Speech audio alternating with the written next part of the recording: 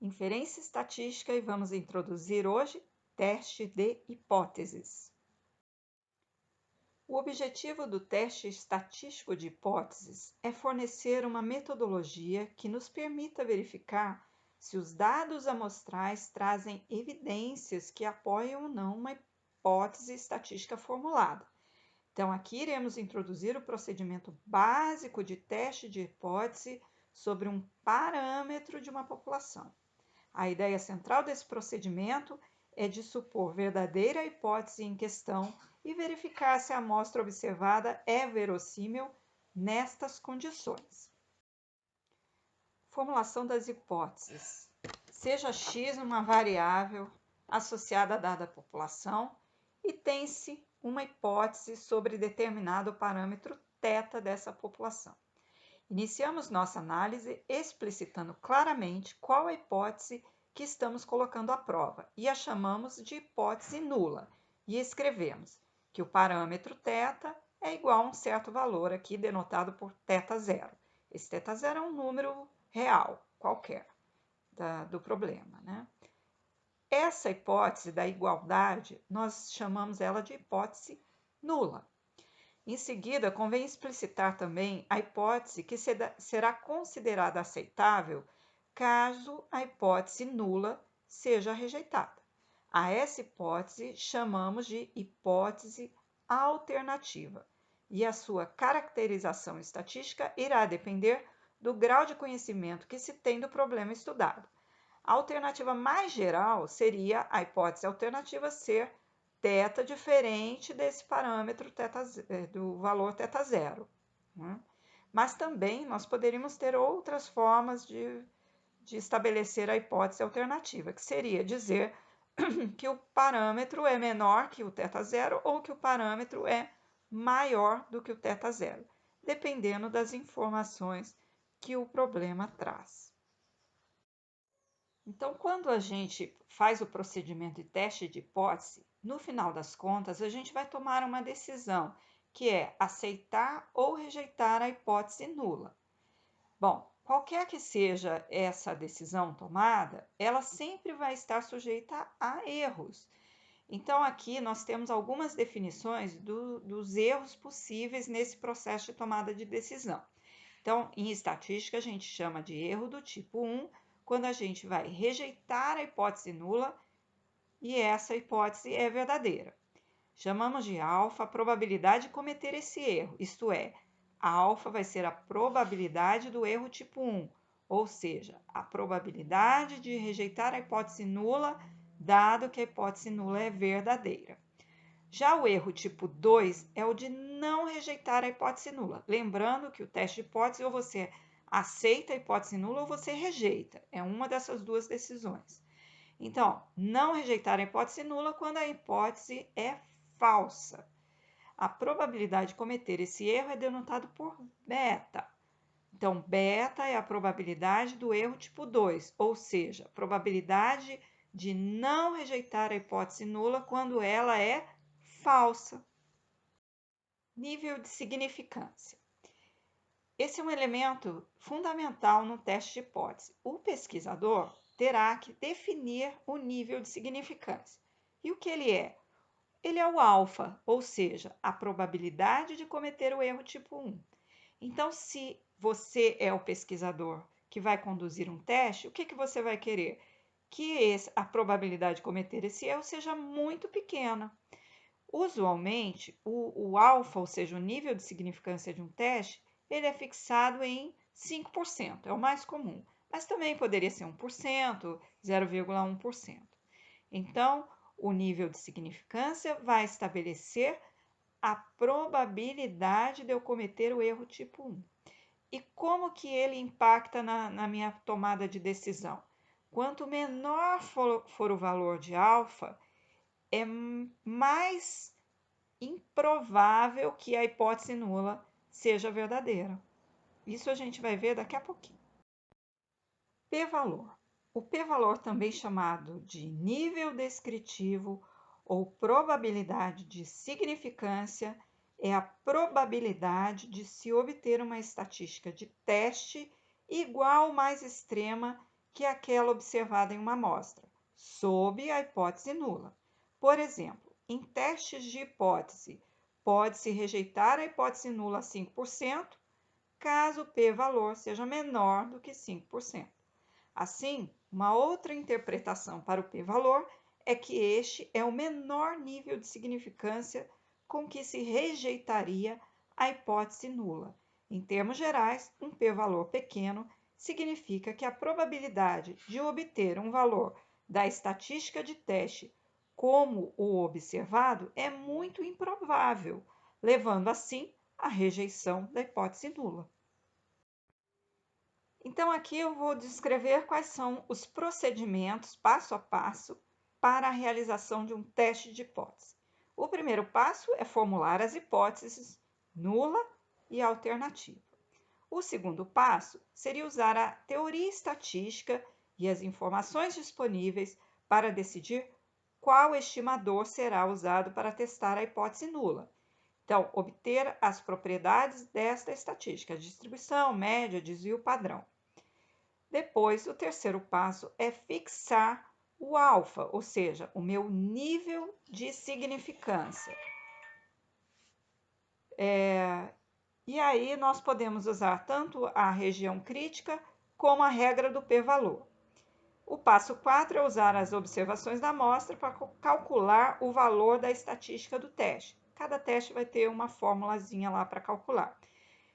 E aí, finalmente, é tomar a decisão, né? Se a estatística do teste pertencer a uma região crítica, não rejeite a hipótese nula. Caso contrário, rejeite. Aliás, se o valor da estatística de teste não pertencer à região crítica, você não rejeita a hipótese nula. Caso contrário, você rejeita. Ou você pode usar a regra do p-valor. Se o p-valor for maior ou igual ao nível de significância, você vai aceitar a hipótese nula. Caso contrário, você vai rejeitar a hipótese nula. Vamos ao exemplo. Uma máquina automática para encher pacotes de café enche-os segundo uma distribuição normal, com média μ e variância sempre igual a 400 gramas quadrado. A máquina foi regulada para μ igual a 500 gramas. Desejamos periodicamente colher uma amostra de 16 pacotes e verificar se a produção está sob controle, isto é, se μ é igual a 500 gramas ou não. Se uma dessas amostras apresentasse uma média x-barra igual a 492 gramas, você pararia ou não a produção para regular a máquina? Bom, então agora eu vou explicar para vocês o passo a passo. O primeiro passo, então, é formular as hipóteses. Bem, o que nós temos sobre a variável peso, que a gente está denotando aqui por x, é que ela segue uma distribuição normal com um certo parâmetro μ e variância 400. Bom, aí a minha hipótese vai ser testar se o μ, esse parâmetro, é igual a 500 ou não. Então, a hipótese alternativa é μ diferente de 500. Bom, aí o segundo passo é estabelecer qual é o teste que eu vou utilizar. Bem, aqui nós temos o seguinte, nós vamos ter que levar em consideração que o que a gente vai testar é a média amostral, que é o parâmetro, é o estimador para o μ. Então, a média amostral, a gente já viu que ela segue uma distribuição normal com o mesmo μ do x e a mesma variância ou desvio padrão, dividido pelo tamanho da amostra. Então, se eu pegar a variância 400 da variável x e dividir por 16, eu vou achar os 25 aí. Esse é o valor da variância amostral. O erro padrão é a raiz quadrada desse número, se vocês estão lembrados de aulas anteriores. Bom, então agora a gente vai fixar o alfa. Aqui, neste exemplo, o alfa foi fixado em 1%. Bom, e depois, então, a gente vai construir, com base neste modelo de probabilidade, as minhas regiões de rejeição e de aceitação. Bom, a região crítica é a região de rejeição para a hipótese nula, tá? Então, aqui a gente está supondo que a minha distribuição está centrada em 500, porque isso é a minha hipótese nula, e eu vou achar os valores críticos que vão dividir essa região, conforme vocês veem aí na figura 12.5. Como eu estabeleci um nível de significância de 1%, vai ficar, de acordo com a curva normal, que ela é simétrica em relação a esse centro, vai ficar 0,5% para cada lado da região crítica.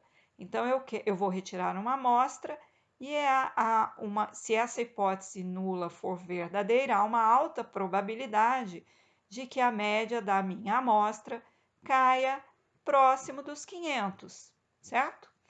Bom, então a gente faz aqui umas continhas e acha os valores que vão delimitar essa região.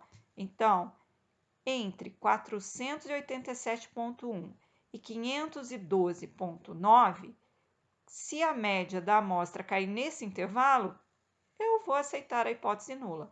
Mas se ela extrapolar esse intervalo, eu vou rejeitar, porque aí eu vou concluir que há uma probabilidade muito pequena de que aquela amostra venha de uma população com média 500, portanto eu rejeito, né?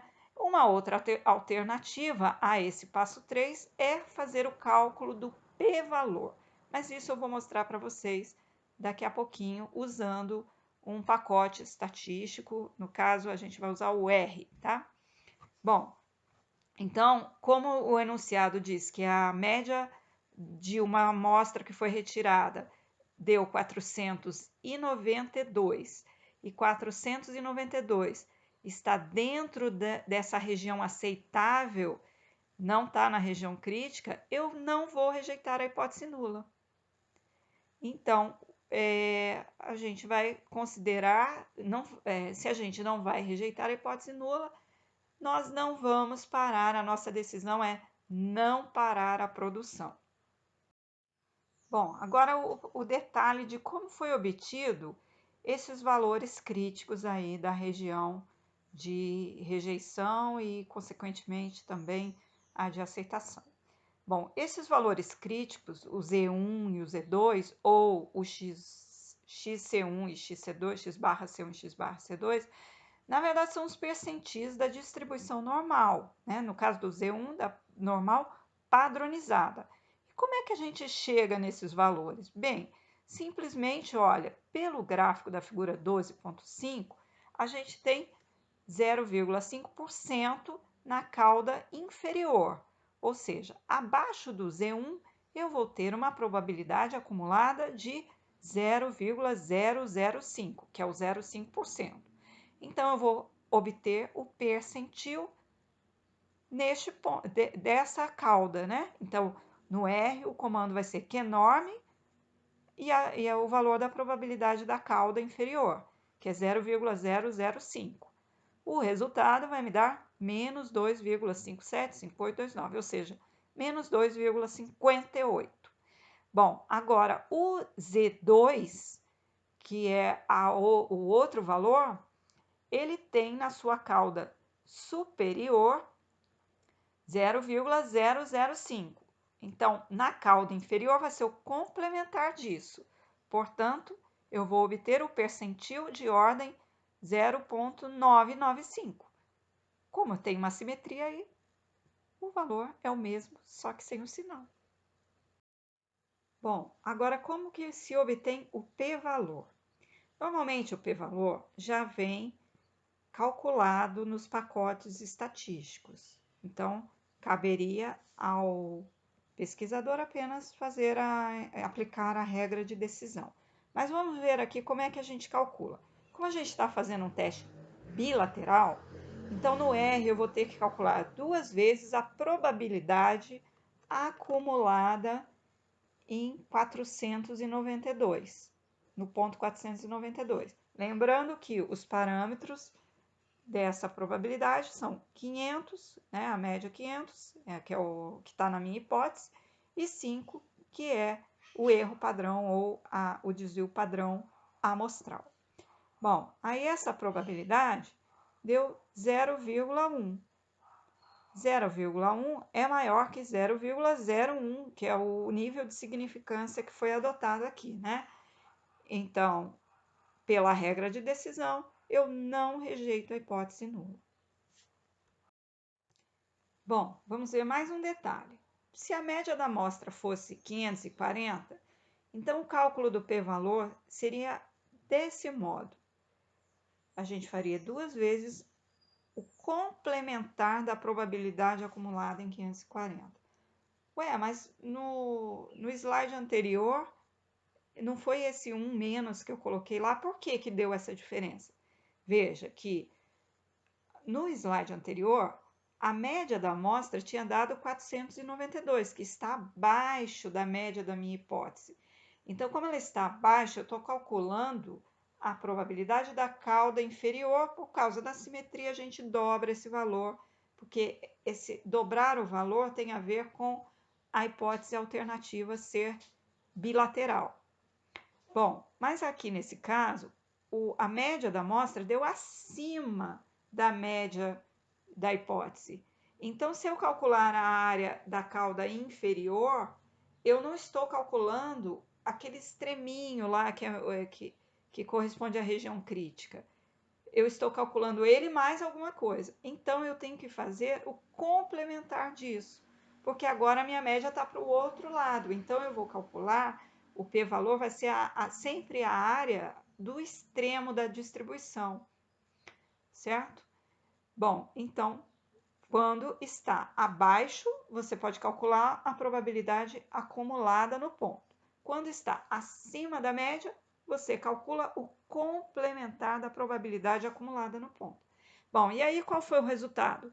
Deu 1,332268 com expoente menos 15. Isso significa que é um valor muito pequeno. 0,000, o 1 vai aparecer lá na 15ª casa, né? Então, bem menor que 0,01. Logo, a minha regra, aplicando a regra de decisão, a decisão é de rejeitar a hipótese nula. Aí, neste caso, se a gente tivesse uma amostra cuja média deu 540, eu pararia a produção para reajustar a máquina. E chegamos ao fim de mais uma aula. E nessa aula vimos os procedimentos para a aplicação de um teste de hipóteses. Aprendemos a formular as hipóteses e, com base nos dados da amostra, chegar a uma decisão sobre a hipótese nula.